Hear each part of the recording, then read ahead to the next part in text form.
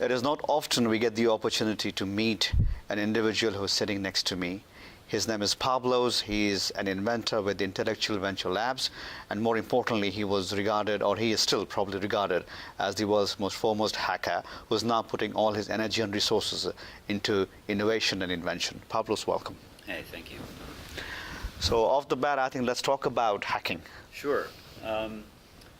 So I think the thing I was trying to do on stage is demonstrate the mindset of hackers and why I think it's sort of optimized for discovery and figuring out what's possible. And if you look at what hackers are doing every day, they're just taking stuff in the world around them, interacting with it in a different way, and breaking stuff, figuring out what can be made from the rubble. And that's what I think of as being fundamental to invention. And so in the lab, I try to hire hackers, and I think that they're good for a lot more than trying to secure computers. Do you think you needed the perspective of hacking to improve innovation and invention? I think it's crucial, yeah, because when you're talking about invention, you're trying to take the latest in science and technology, the latest in what's possible as far as humans are concerned, and apply it to solving your problems and doing everything that you did before in a different way, in a better way. Every time we get a new capability, we have to ask ourselves, how it can impact everything we do, and reinvent the way we do everything. And we're really good at that with gadgets and other parts of our lives. We're not really good at that, but that process is what innovation is all about. It's taking these new capabilities and pressing them into our lives and advancing the way we do things to make them better. When you talk about helping with innovation and coming from the hacking background, the assumption, which to some extent is true, is that people who can afford this are bigger, larger corporations. How about the aspiring emerging entrepreneurs who have great products, but then obviously can't get to apply what you provide them? Well, the thing I've said on stage, which I think is sort of instructive, is that the history of Silicon Valley has been inventors, often mysterious guys with crazy hair working in a basement, who managed to turn themselves into businessmen or entrepreneurs and take their invention and make a business out of it. And that's a wonderful, and rare and exceptional kind of person who can do both. I think to make it scale, we need to separate those roles. We need to allow inventors to specialize in what they do so that they can get better at it and do more of it. We need to legitimize that, find ways for them to get paid to do that. And then we need to allow the entrepreneurs to specialize in what they do. Take these inventions, make a business out of them, grow it, find a market for it, create brands, all those kinds of things. And there's a lot of work in that. That's probably most of the work.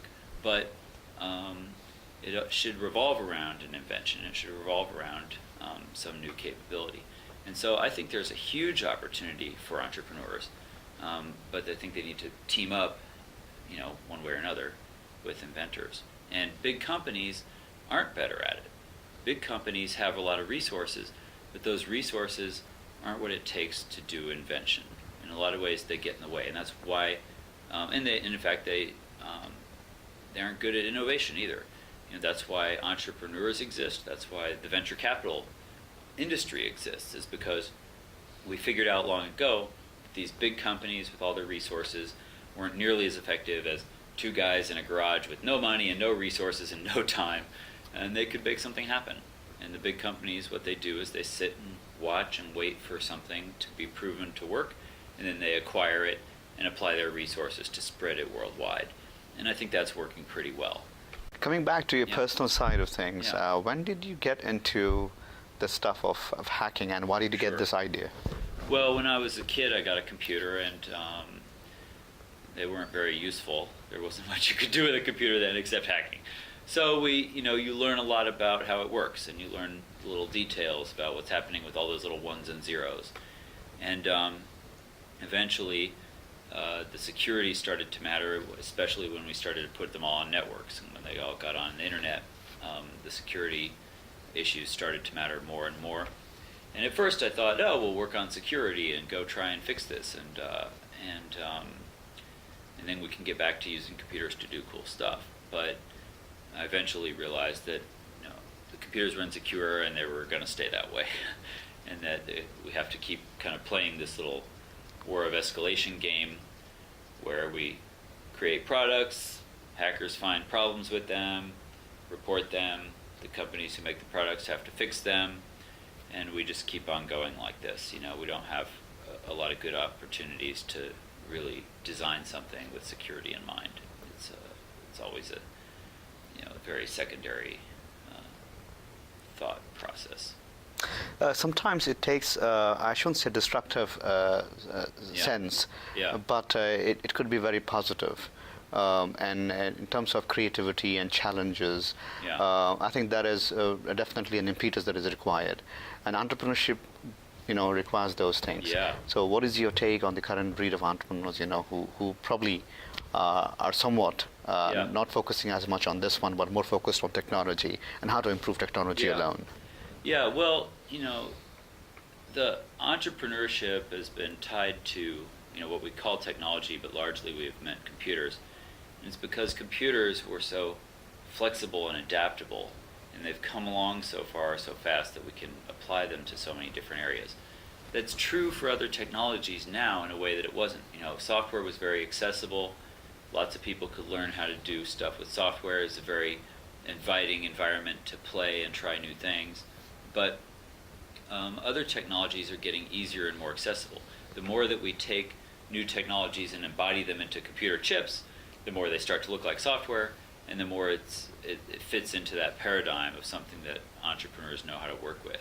But we're there now with lots of sensors. That's not just software. The sensors that are in your iPhone or accelerometers that are based on MEMS technology. We're getting nanotech sensors. We're getting more and more diode lasers that give us ability to put exactly the amount of energy exactly where we want it. So we got to reinvent almost everything we do using these new technologies. And so I think the general process of invention and of entrepreneurship is, requires a lot of experimentation. It requires a lot of continually reassessing what are the challenges that we're working with today, what we're going to do about that. I think it pays to be a little bit crazy. You got to be willing to try a lot of things. You got to be willing to always have a plan, but always be willing to change the plan. And I think some societies are better at that than others, and that's why you see some societies are better at entrepreneurship than others and invention than others. And that's because you've got to be willing to try things. You've got to be willing to handle the risk, be comfortable with that, and embrace your failures as much as your successes. In the lab, for us, it's just as valuable, maybe more so, to kill a project because we just figured out that it's not going to work. And if we can do that, that's a success because it means we can stop working on it, stop wasting energy on it, stop spending money and people's time and energy on it, and then we can move to some other idea. Because we have thousands of ideas and not enough time to do them all. So, the same thing goes for entrepreneurs and startups. You've got to be willing to try something, figure out what's working, what's not working, and iterate. So, do you think there is a product that is going to be hacker-free, or is it going to be always the case of cat and mouse chase? The pet rock? No, it's always going to be this cat and mouse game. I don't feel optimistic that you could design something that was both useful and totally secure. So anytime there's a way to use something, fundamentally there's going to be a way to misuse it. So I feel like I'm pretty assured about that. You could make something that was totally secure, but if it was totally useless. Pablo, it's a pleasure. Thank you so much. Thank you. My pleasure. Yeah.